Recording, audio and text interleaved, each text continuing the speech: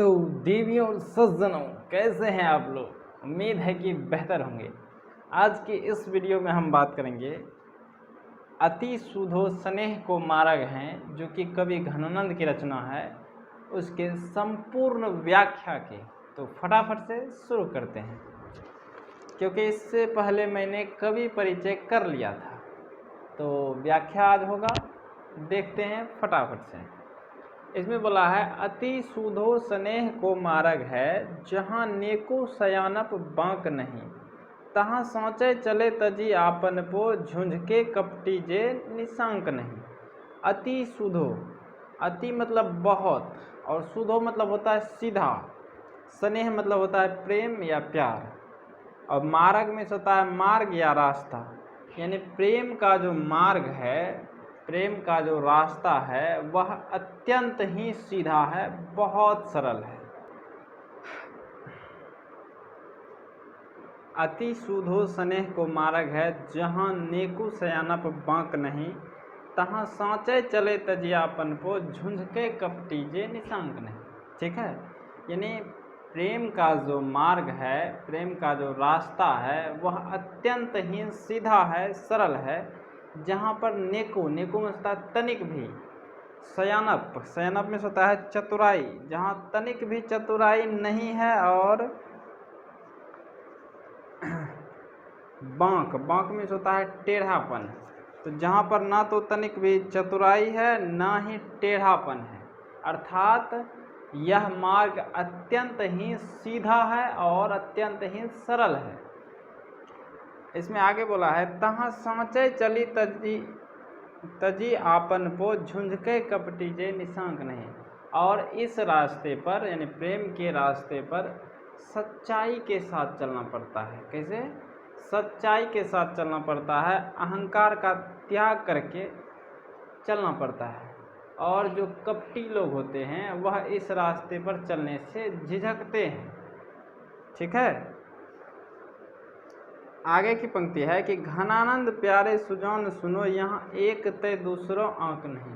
यहाँ पर घनानंद जो है सुजान को कहना चाहती है कि ऐ मेरी प्यारी सुजान, जरा सुनो, यहाँ मेरे मन में एक ही है, दूसरा और कोई नहीं है। तुम कौन दो पाटी पढ़ी हो कहो, मन लेहो पे देहो छटांक नहीं।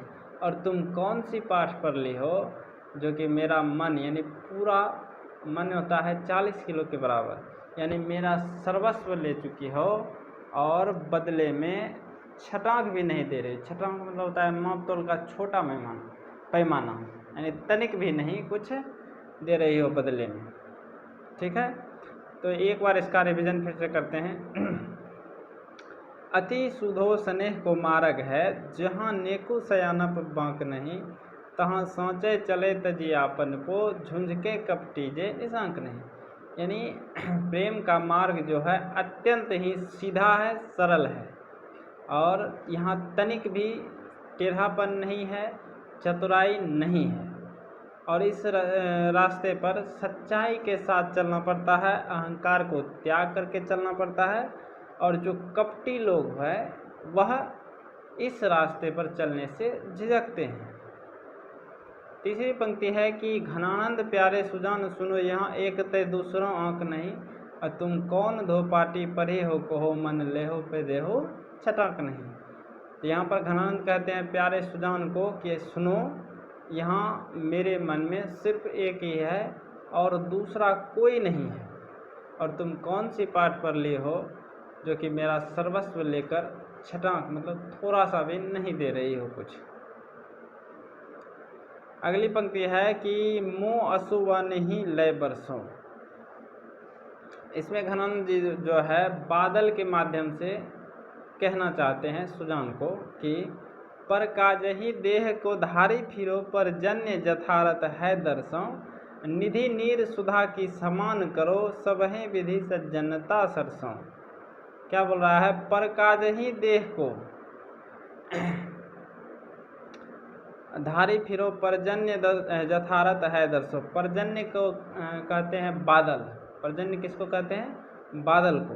तो बादल को कहते हैं कि तुम तो दूसरों के काम को करने के लिए देह को धारण करते हो और निधि नीर सुधा की समान करो, यानी वो जो जल की वर्षा करते हो वह अमृत के समान करते हो और सब पर समान तरह से करते हो।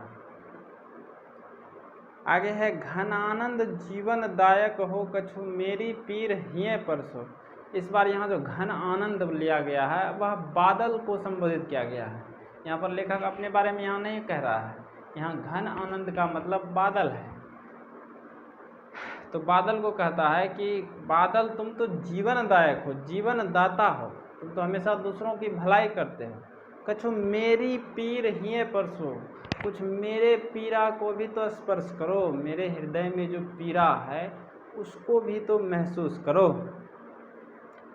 और कबहू बाविशासी सुजान के अंगन मोह असुवनि ही ले बरसो, और कभी तो उस विश्वासी, विश्वासी का मतलब विश्वासघाती से यहाँ है, ठीक है। तो कभी तो उस विश्वासी सुजान के आंगन में मेरे अश्रु स्वरूप जो जल बह रहा है उसकी वर्षा उसके आंगन में करके जरा संकेत तो दे दो कि यह घनानंद के आंसू हैं, ठीक है। तो एक बार फिर से इसको देखते हैं। पर काजहि देह को धारी फिरो, परजन्य जथारथ है दर्शों, निधि नीर सुधा की समान करो, सभय विधि सज्जनता सरसों, घनानंद जीवन दायक हो कछु मेरी ही पीर हिये परसों, कबहू बाविशासी सुजान के अंगन मुँह असुबनि ही लय बरसों। यानी तुम जो देह को धारण करते हो बादल, वह तो दूसरों के भलाई के लिए करते हो, नहीं हमेशा दूसरों के।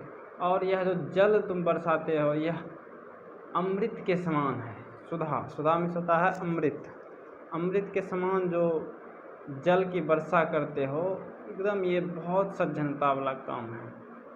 और बादल तुम तो जीवनदायक हो, लोगों के जीवन को बचाते हो, कुछ मेरे हृदय की पीड़ा को तो समझो, कभी तो उस विश्वासी सुजान के अंगन में मेरे अश्रु स्वरूप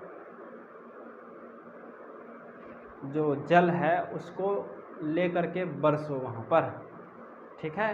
तो उम्मीद है कि आपको यह सारा चीज़ समझ में आया होगा। तो आज के लिए दीजिए मुझे इजाज़त, अपना ख्याल रखें, बड़ों का सम्मान करें। जय हिंद, जय भारत।